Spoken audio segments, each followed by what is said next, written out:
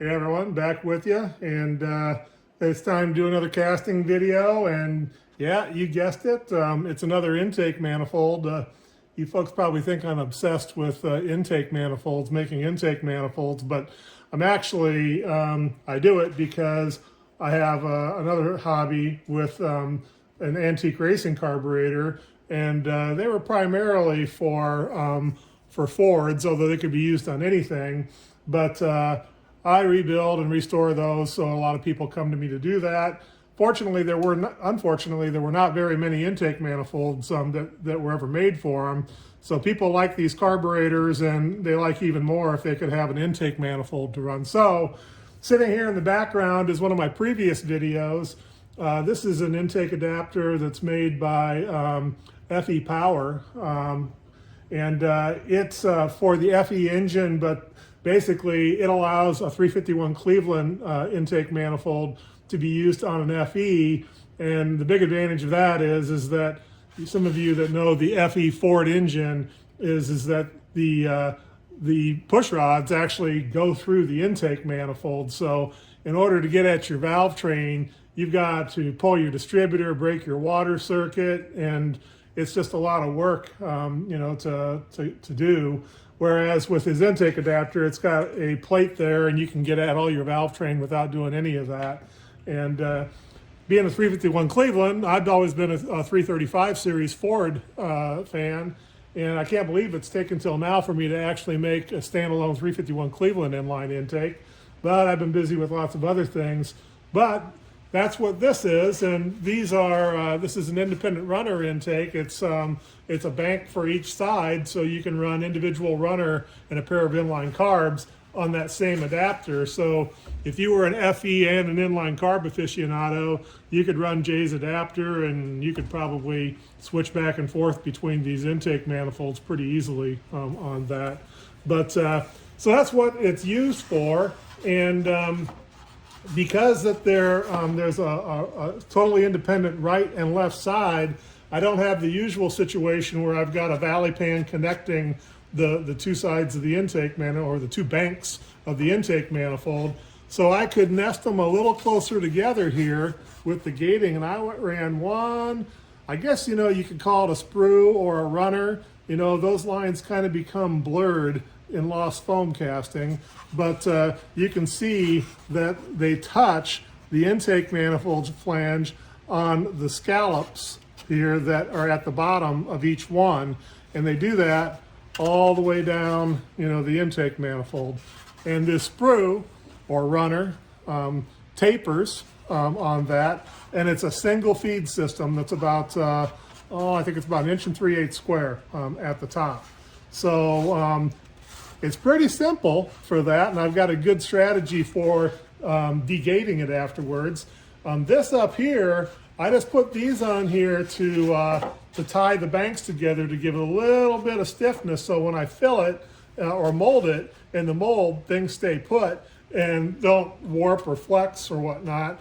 I actually considered tying all these together lengthwise too, but I think I'll leave it the way it is. And when the castings are cast, as cast temper is very soft, and if I need to do any minor straightening, it's actually really easy to do. I usually don't have to do it, but I used to go to all kinds of ends to try to stabilize the pattern and to prevent any minute distortion, and now I really just don't have any fear of it whatsoever, because if it ever needs to be done, they're easy to straighten. But I don't think I'll have to do it in this case.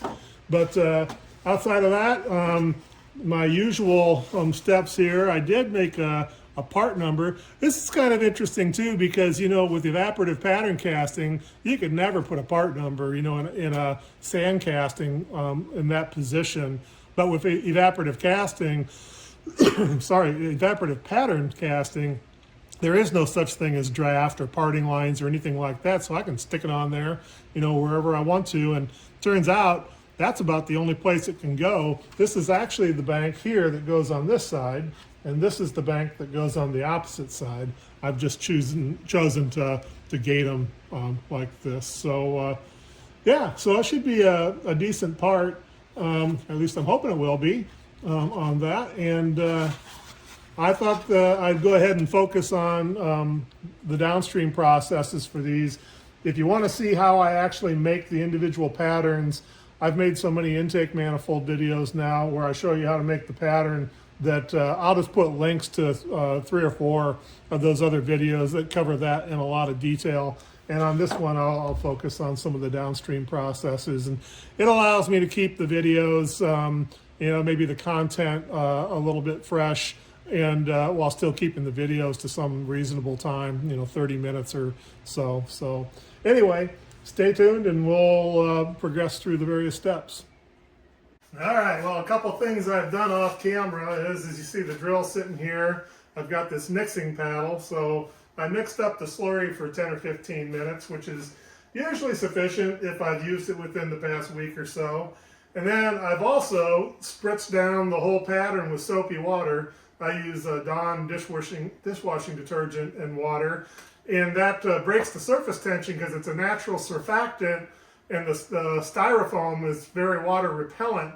And if you wash it down with that surfactant, it makes the refractory coating lay down nicely on it, and you don't get as much of those pesky little like beady-like air bubbles in the finish of your casting. They're much smoother on that. So outside of that, the only thing is I've learned that on fine details like that part number that I showed you, that you need to brush the slurry into those fine details, because without doing that, the surface tension, there'll be bubbles, they won't completely fill, and you'll have all kinds of flaws in that fine lettering.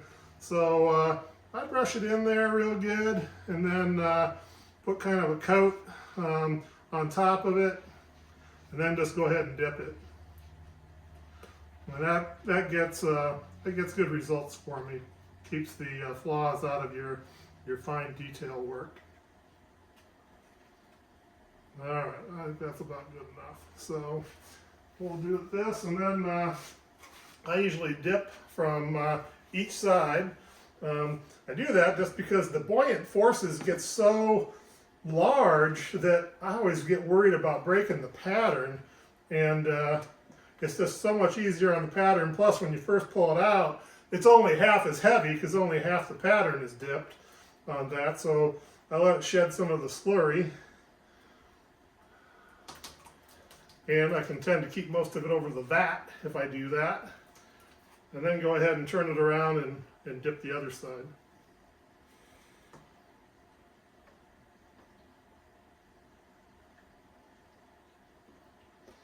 And I try to do it from different angles. Sometimes you get like little vapor locked places in the undercuts and stuff, and if you do, it's not the end of the world. You can always come back afterwards and touch it up with a brush. But anyhow, and then I got my trusty arm up here, and I let it hang on the hook, and then to help it shed that little bit of vibration just from me tapping on it, causes it to shed the coating a lot faster. So I'll do this, and sometimes I brush it out of some of the undercuts where it doesn't naturally drain from, and do a little more tapping. And then I'll eventually want to get it down off the hook, and I'll rejoin you when I do that, because I usually let it set, and drain for 10-15 minutes or so. So stay tuned. All right, time to get this one down off the peg. Always the most nervous moment for me.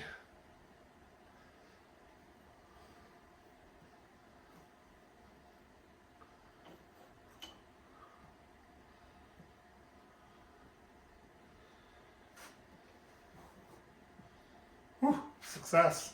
Breathe a sigh of relief. I'll go take that over and set it on a flat spot. All right, everybody. We got 45 degrees and sunny in February, and that's a rarity in Iowa, so I'm going to take that opportunity to cast a intake manifold. So this is the independent runner dual inline pattern that fits the FE intake adapter. It's really a 351 Cleveland intake, but I've kind of prettied it up to fit that FE power adapter FE adapter nicely on that. So you saw the pattern, and I've got a sprue here with a little angle on it because I know I'm going to angle it in the mold. So I'll tune that angle up and glue it on when I mold it, and an extension here if I need it on that. And then in the background, I've cut up an ingot, and since I'm using my big furnace and my A60 or my B60 Crucible this time, I don't have to cut the ingot up in such small pieces because that thing's pretty big. I might add a couple pounds though. I don't think this is going to be anywhere near 30 pounds, but like I said, the dumbest thing you can do is pour short, you know, and if you spill a little, you just want some good reserve. So I did something a little different today that I've never done before. I usually just charge the Crucible with the cold metal, put it all in the furnace, and heat the whole thing from cold start. This time, I actually plugged the furnace in a little earlier, and it's actually at temperature right now. It's pretty well insulated, so it doesn't take hardly anything to keep it at that temperature. And then I'm going to charge the Crucible hot, which is actually what the Crucible manufacturers prefer that you do. If you don't, there's pros and cons to it, but when you've got a big cold charge of metal inside the Crucible, you've got a big gradient from the outside to the inside, and that probably is harder on the Crucible than having it at temperature. So when I put the metal in the Crucible, though, it's still going to cool down the inside of the Crucible on that, but it'll melt it very fast because I've already brought the thermal mass of the furnace and the Crucible up to temperature. So we'll see. It should be a pretty fast melt once I go to it. So I'm just going to walk over here and mold this pattern, and then after I get the pattern molded, I'll go ahead and put a couple pieces of that ingot in there and see how long it takes to melt. So that'll be a new one for me today. So stay tuned. All right. Well, some of you have expressed some interest in some of the details. I made this molding rig quite a while ago, and there's a build thread at thehomefoundry.org. So if you're interested in the details of the build. But it does happen to have a screen bottom and a plenum, so I could use that plenum with that port right there to pull vacuum on this, but I never use vacuum when I cast aluminum anymore. I probably only used it a few times in some pretty extreme casting sessions of that. So don't think that you have to have vacuum to do lost foam casting, because at least in aluminum, because you don't on all that. But when I built my flasks, I built that capability into them. And then as far as sand, I buy this sand sometimes at the big box stores. It's nothing special about Quikrete, but there is something special. You want washed, dried, and screened sand, and you know that it says consistently graded. So what that means is that the mesh size is fairly consistent. And if you have a fairly consistent mesh size, it packs better than a wide dispersion of it, because if you've got small particles inside of big particles, they can rattle around between the particles. And is it that crucial? No, but if you can choose what you're buying, why not? And then about once a year, I change my sand, and this is that time. I change it because after I use it, you know, I don't know, 50 times or 100 times or so, it does get contaminated with the decomposed polystyrene and whatever I scoop up from off my concrete driveway with it. I could renew it by cooking it, but the cost of energy would cost more than the sand. And if I had a place to store it, I could buy sand at 20 bucks a ton. So it just doesn't make any sense to try to renew it. And it's good landfill. There's nothing wrong with it. You know, it's safe to put in the landfill after use. So anyway, I'll be using brand new sand on this run. And I like that because when I get to making these big molds, they're heavy, they're 500 pounds. And even with my dedicated molding rig and all the turbine vibrators on it, it's hard to shake 500 pounds. And these intake manifolds with the internal runners and stuff need to be packed well. So anyway, I'll get on with packing it. The packing's pretty simple on that. I just got to put the sand in there and shake it. I do have a big air hose that I connect to it. because all these turbines, I charge up my air compressor tank. It's an 80-gallon tank, and I got a 5-horse air compressor, and I can run all the turbines for a few minutes, maybe 5 minutes with them, and then I have to stop and let the tank charge back up. And I've got a big 1/2-inch diameter hose, not the standard air hose that you would see. So I've got some pretty big plumbing and a big regulator that I use on that. So anyway, that's some of the details of the molding rig, and I'll get on with molding. Stay tuned. All right, well, I mentioned I had a big air hose. That's the big air hose. I've got this manifold here where I can select whichever of the turbine vibrators I want. I've got the pattern in there, a little sand in the bottom, and what I'm going to do is I'm going to fill it by hand. I'll probably ladle it in there, for the most part, a quart at a time or so while vibrating, and I'm going to fill up to the top of the height of that flask right there, and then I'll pause and I'll get back on the video, and then we'll go to the next stage. So stay tuned. All right, well, just thought I'd give you a little idea of the level of vibratory energy I get here. So I'll just turn it on briefly.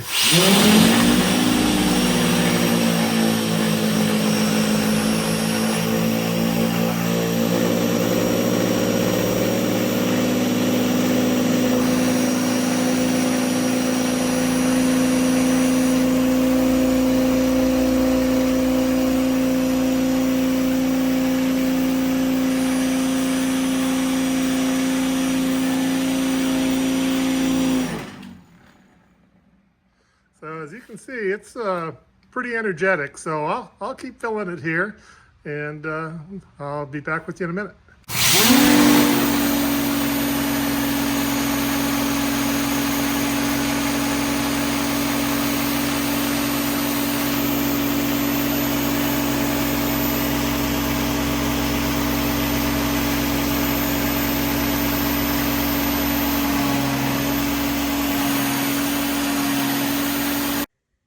All right, well, I glued the sprue on, and I put the flask extender on so I can get a little more depth to the mold.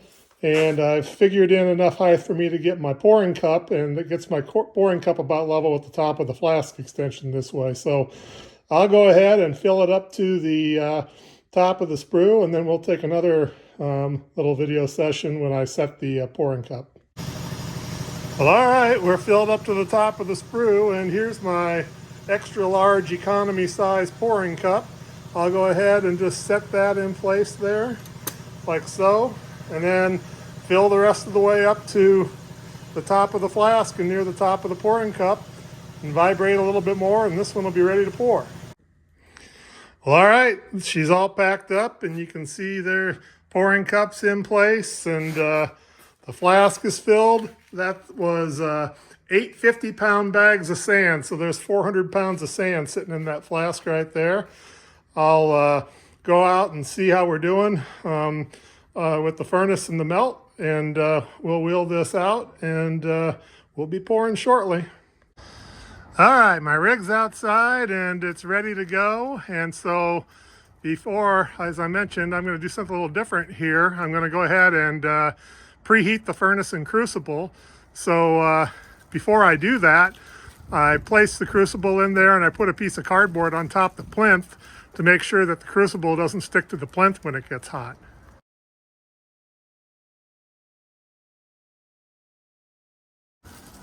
All right, well, I got the furnace preheated, and like I mentioned earlier, I'm going to go ahead and charge it with those chunks of ingot right there. It's sitting at 1800 degrees Fahrenheit right now.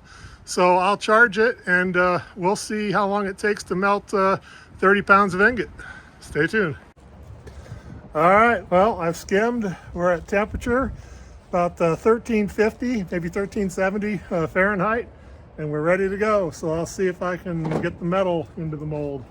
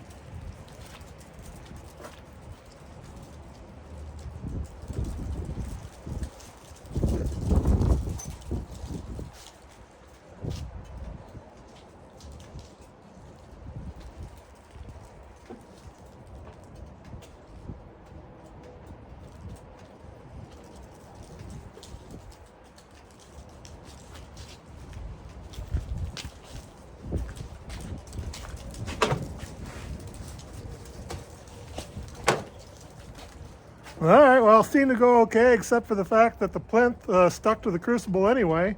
I had a piece of cardboard on there. I usually put two, but I had one thick one, and as you can see, it stuck and it fell on my ingot tray and cracked in half, so I'll have to glue that back together, which isn't any big loss. I mean, it's fixable and all that, but if that's the only thing that went wrong with the pour, I'll be fine with that. We'll let that cool for probably, 20 minutes or so, maybe a half hour, and then we'll dump it out and demold it and see what we've got. Stay tuned. All right, well, it's time to demold and see what we've got. Fingers crossed.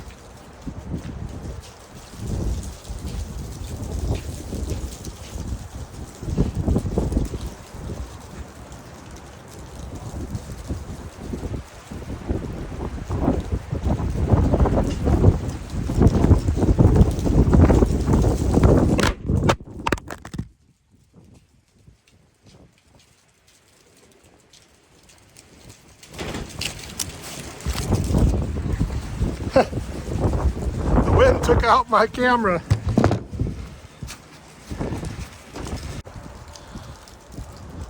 Well, it's so windy it blew my camera over. So I had to come back here and set my camera up. At least it didn't break my phone. Here, I'll finish demolding.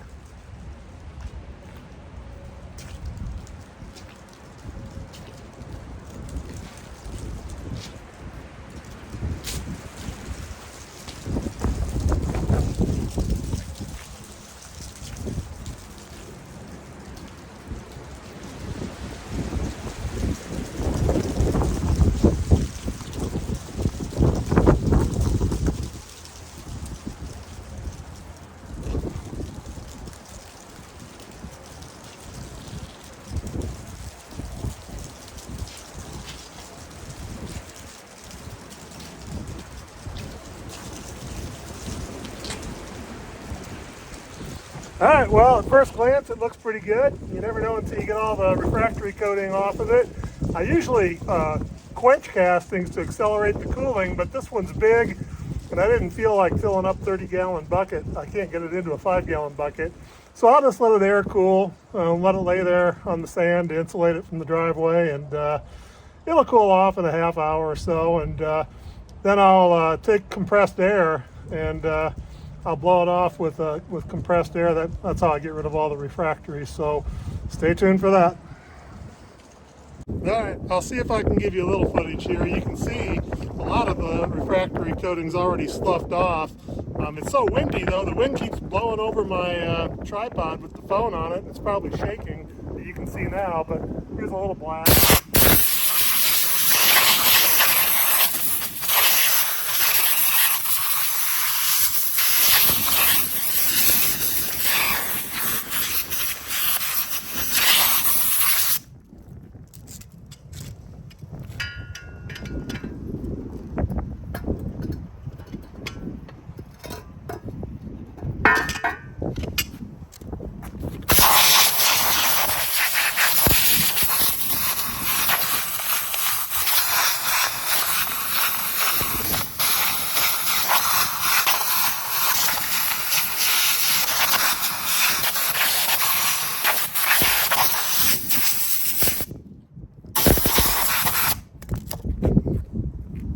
Well, that's basically it. I mean, that's how I get the refractory off.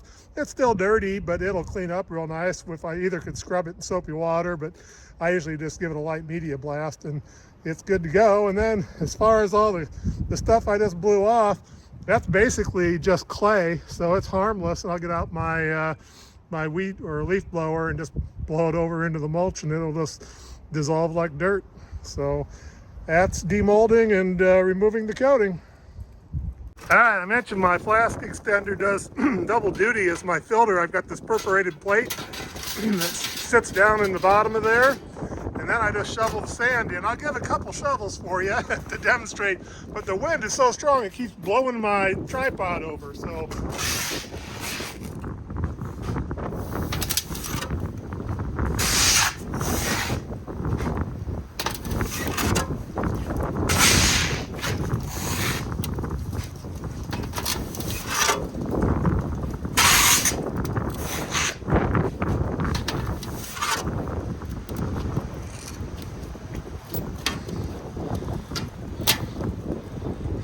All right, so you might see there's some little clods and whatnot in there that are from the liquefied polystyrene. So to filter out those clods, I just take the perf plate out and throw those away. But it's literally just as simple as me shoveling it in there, and then I put the cap back on it and store it for the next time. So anyway, I'll get this sand cleaned up, and then we'll get to work on the casting.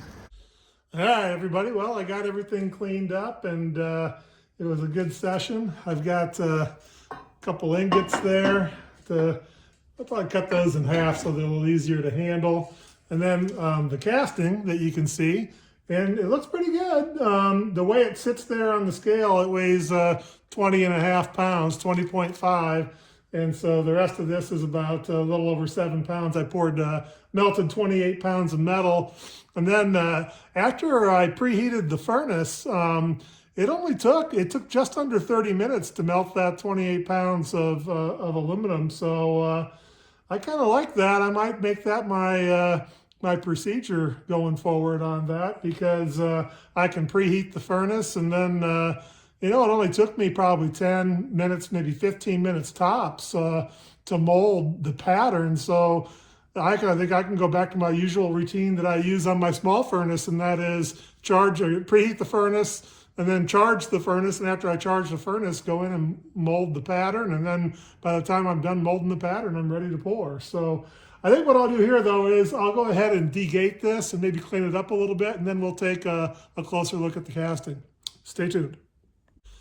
All right, well, back with you. Got the castings degated and cleaned up a little bit. You can see the gating laying in the background there.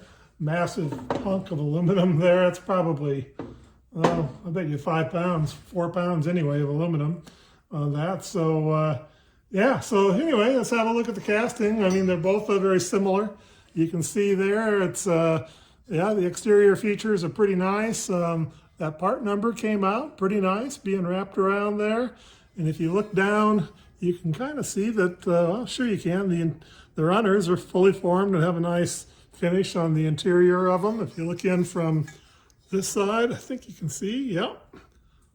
So anyway, yeah, that's, I'm happy with it. It's a decent casting. I decided when I cut it, I just cut it down the middle, you see, and left that on, as opposed to trying to lop that off with this off with the table saw, which seemed a little bit risky. I just decided I'll mount it up on the mill and mill that off. It'll take a few more passes, but it's safe, and I don't run the risk of dorking up the casting that way.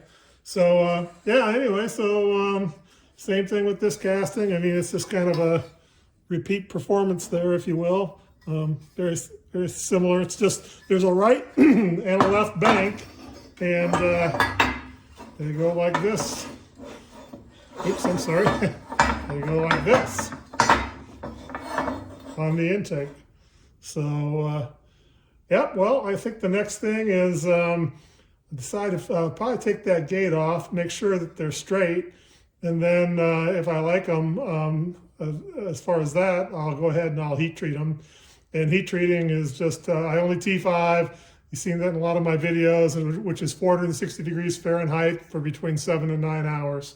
So I get 75 or 80% of the mechanical property improvement and machinability improvement at T5, and T6 just isn't worth it to me. So anyway, that's, I guess that's a wrap for the casting.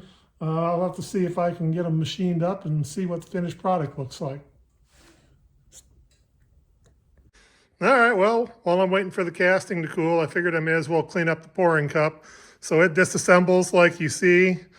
I just folded in the foil afterbirth that's kind of left in there, and folded it in from the edges with the needle nose pliers, and it pulls right out. And sometimes I throw the cup in the oven and cook it at 1800F. If I do, any of the carbon on there will go away. This one's actually bonded to the steel, so I don't take it to 1800F. And in fact, when I made this, it was actually an afterthought, but it does give me quite a bit more pouring cup volume. And that volume is a nice buffer when you're pouring, because sometimes these lost foam castings take a big gulp and really take metal fast. And if you aren't really on the ball with the ladle, you can uncover the sprue. And if you gap the pour and lost foam, that's a very bad thing. So anyway, there's really no downside to having a big pouring cup, except, you know, maybe you've got more metal in the cup, but even that's only if you fill it up all the way and it stays that way. If you're on the pour and, you know, it's controlled, you don't have to fill the cup to the brim at the end of the pour. So anyway, I'll probably just put this one back together and use it again as is on that. But every once in a while, I have to do a little maintenance on the cup, just a little patching, but this time it looks fine enough to me. So we'll give the casting a few more minutes out there and see if it's getting cool enough to handle yet. Stay tuned. All right, well, so this is why I don't return my Crucible to the furnace. It's probably a little harder on the Crucible to cool out in the air. But if I put it back in the furnace, what happens is that skin of aluminum turns to aluminum oxide, and it adheres really strongly to the inside of the Crucible. Whereas if I let it cool out in the air, I can pull that skin out like that. I mean, it's just like an aluminum foil skin, and the inside of the Crucible is spick and span for the next casting session. So I've been using that Crucible for, 4 or 5 years like that. And I do the same thing with my smaller Crucibles. And like I said, it might reduce the life of the Crucible a little bit beyond, keeping it hot or super slowly cooling it. But I like having a nice clean Crucible on the next casting session. So that's why I do that. So let's take a look. I better fix my plinth. I'll hold on just a second here and I'll get the camera mounted. All right, back with you. Well, fortunately, that was a nice clean break of the fracture when the plinth dropped onto my ingot tray. So what I've done is just mixed up some mortar, and I'm going to just apply some mortar to the crack and clamp it together and let it cure as much as it can without being fired, and then afterwards I'll fire it. I'll just take a minute here to get a good layer of it in there.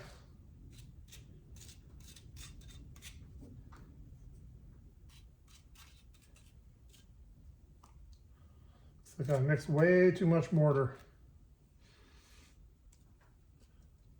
That's all right. There's plenty of it on there.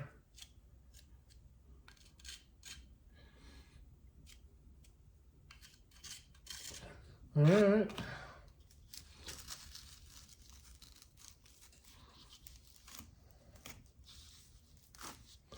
Well, pretty good, but I needed to get it up here too.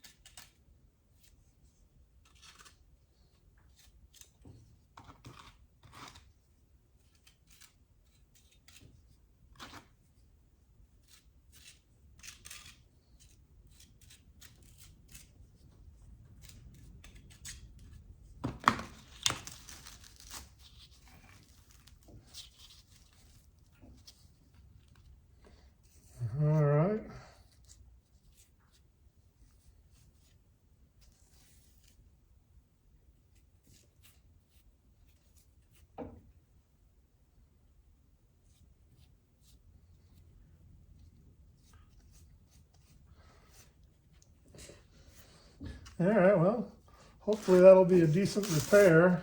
And just for a little added measure here, we'll put a little clamping pressure on it.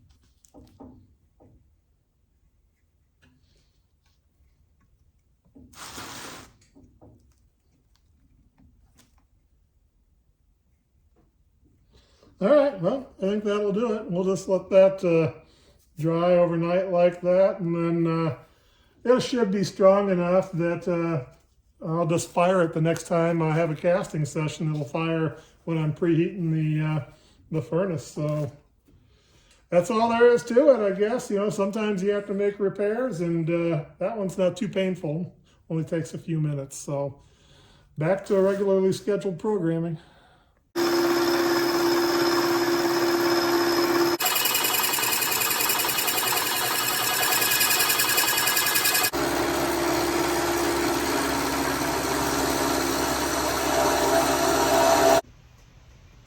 All right, well, I thought I'd show you how I derive the locations to drill the mounting holes. I have the intake manifold castings and my machining fixture modeled in CAD. And as positioned as is on a 351 Cleveland, the angles at which, with respect to the vertical, that the mounting holes are drilled, one of the sets of holes are actually drilled vertical in this position. And you can see them here. They're these, which these lines represent. So I know by picking that point and measuring to this axis, I know the distance to transfer what is the y-axis on my mill table in order to locate the hole in that direction.